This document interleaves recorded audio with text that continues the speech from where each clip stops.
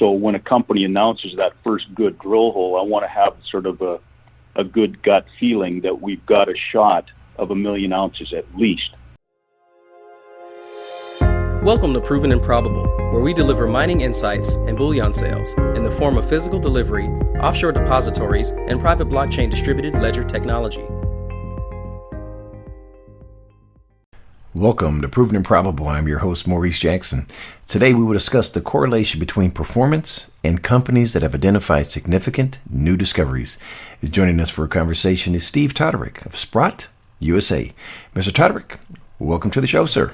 How you doing, Maurice? Thanks for having me. Now, before we delve into performance and discoveries, allow me to congratulate you, sir, on winning the prestigious 2019 Pezim Award. What an honor to have your peers and industry professionals recognize your contributions as being a great steward for the natural resource space. For the person listening, tell us about the Pezim Award and share some of the previous winners. Quite a humbling award for sure. Murray Pezim was a well-known financier based out of Vancouver mostly, and Toronto. 10, 20, 30 years ago, he had up to 50 junior mining companies in his stable. And Murray would raise the money for the different companies, and they'd go out exploring, trying to make new discoveries of gold and silver deposits. And in eastern Canada, his little company discovered the famous Hemlo gold mine, which is still in production. And then in the 1980s, a couple of his companies discovered the Eskay Creek mine, which went on to become the richest gold mine, and I think it was the 5th largest silver mine in the world. One of the stocks literally went from 25 cents to $72 a share during that excitement type of thing. And I had the pleasure during those days when I was a geologist up in Vancouver of doing quite a bit of the exploration work for Murray's various companies. So had firsthand experience with them, and I would say that during that time I was younger, and a couple of friends of me started up a little investment club, and we started buying some of Murray's stocks that got us into investing in this sector, if you want. So Murray passed away in the 1990s, and after that, in honor of him, they created this award I guess it was meant to recognize various individuals more on the financing side of the mining industry, people that are involved in raising money for junior mining companies, as well as going in the market and buying shares, supporting the companies that they like, type of thing.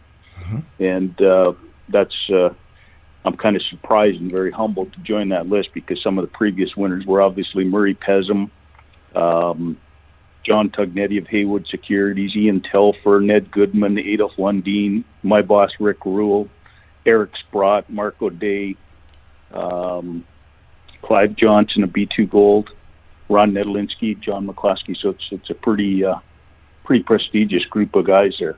It certainly is, sir. And again, congratulations on that coveted decoration.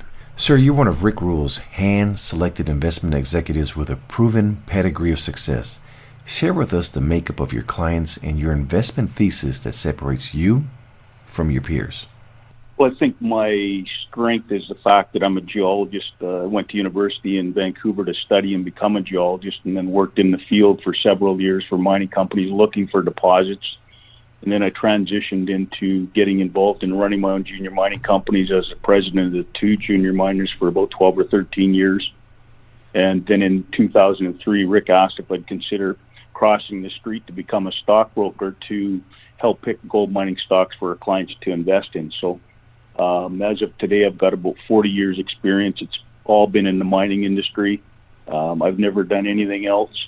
I think I have one of the most exciting jobs in the world type of thing. I love it with a passion, getting to go out and visit projects and, always talking to people in the industry type of thing. So those strengths, I think, give my clients a leg up on helping to pick good stocks to invest in. This can be a very trying sector, especially when metals are out of favor. But I've, over the decades doing this, my niche is to identify the small exploration companies that make what I think are going to be the significant discoveries that major mining companies will want to come in and take over the juniors to acquire those deposits to build into big new mines for the big company shareholders. So it's a pretty niche sector. There's a lot of companies out there, but over the years I've I've come to learn and convince myself that this is the best place to be, is in the significant new discoveries. If you're an investor, you want to get in right around the time of that discovery announcement, usually meaning the first good drill hole that indicates a significant new find, and then sit back and see if the company can successfully keep moving the drill over, which usually takes about 2 years of drilling to defy those horrific odds and end up, being able to announce they've done it, they found a big significant deposit, and more times than not, you see a major mining company come in and take them over to build that mine. You said a key word here, a significant discovery. What are the attributes that you're looking for that constitute as a significant new discovery? Well, as a rule of thumb, I think that if a company's going to build a brand new gold mine, it's got to be at least 1 million ounces of good grade gold, and that factors in the location, the infrastructure, things like that. So when a company announces that first good drill hole, I want to have sort of a good gut feeling that we've got a shot of 1 million ounces at least. And what I'm looking at, there's a recent discovery, I can't name the name of it, but the first 4 drill holes were on the order of 20 meters, 25 meters of, 5 to 8 grams gold.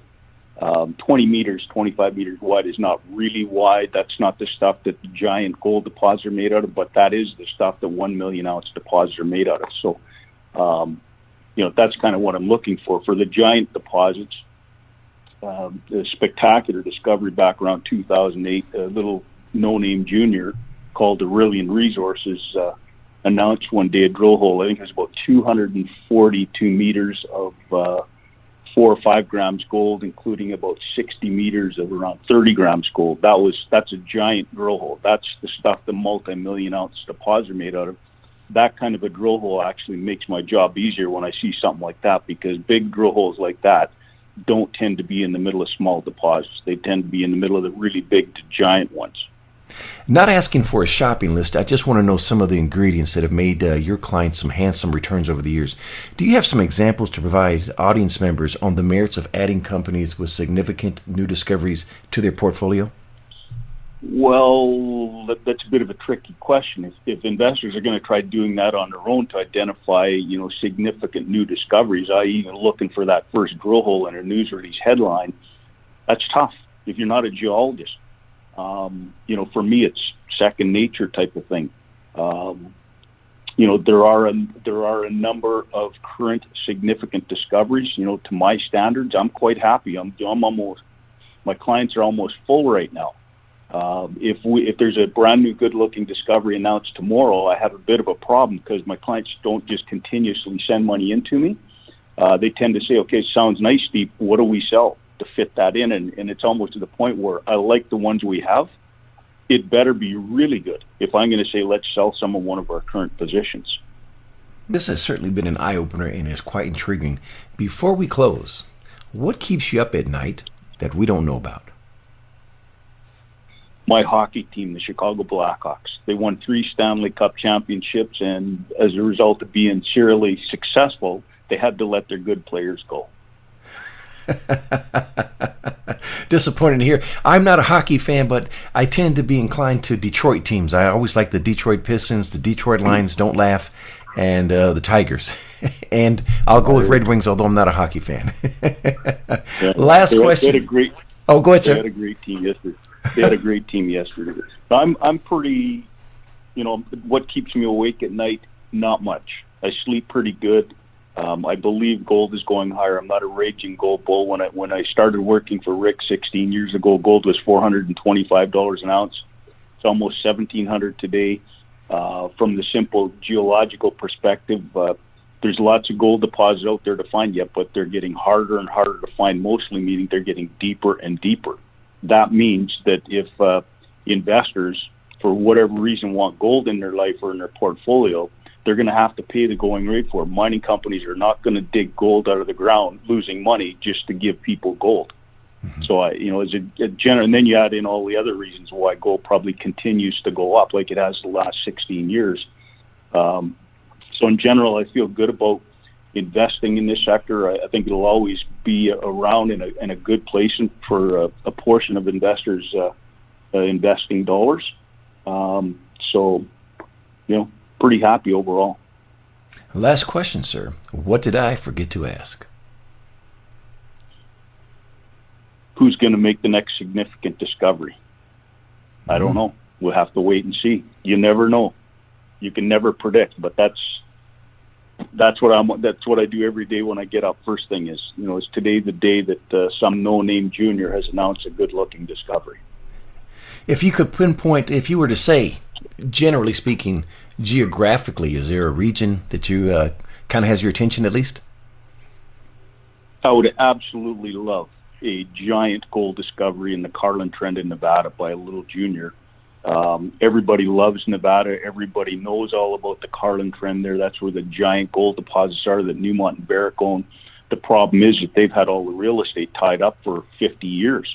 There's a couple of juniors, poking around, but I'd love an Aurelian type of drill hole, right in the middle of Nevada. Eastern Canada is a good place.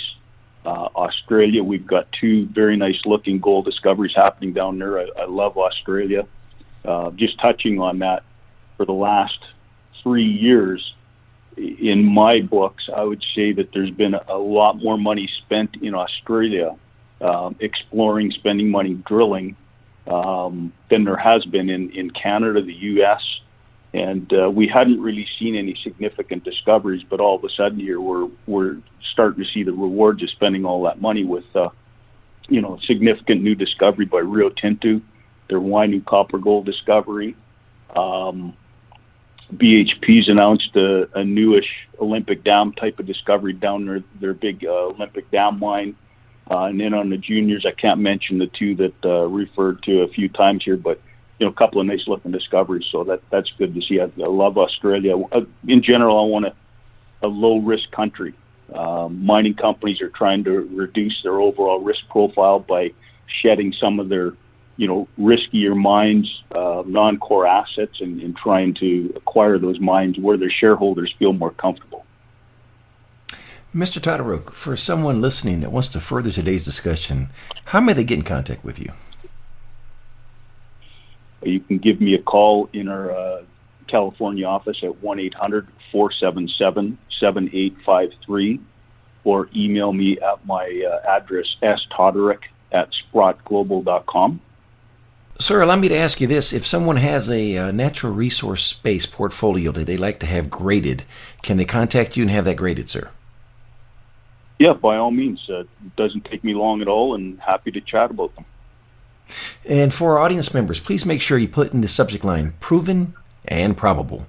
Before you make your next bullion purchase, make sure you call me. I'm a licensed representative for Miles Franklin Precious Metals Investments, where we provide a number of options to expand your precious metals portfolio, from physical delivery, offshore depositories, precious metal IRAs, and private blockchain distributed ledger technology. Call me directly at 855-505-1900, or you may email Maurice at milesfranklin.com. Finally, please subscribe to provenandprobable.com, where we provide mining insights and bullion sales. Steve Todoruk of Sprott USA, thank you for joining us today on Proven and Probable. The information presented on Proven and Probable is provided for educational and informational purposes only, without any express or implied warranty of any kind, including warranties of accuracy, completeness, or fitness for any particular purpose. The information is not intended to be and does not constitute financial, investment, or trading advice, or any other advice. You should not make any financial, investment, or trading decision based on any of the information presented without first undertaking independent due diligence and consultation with a professional broker or competent financial advisor.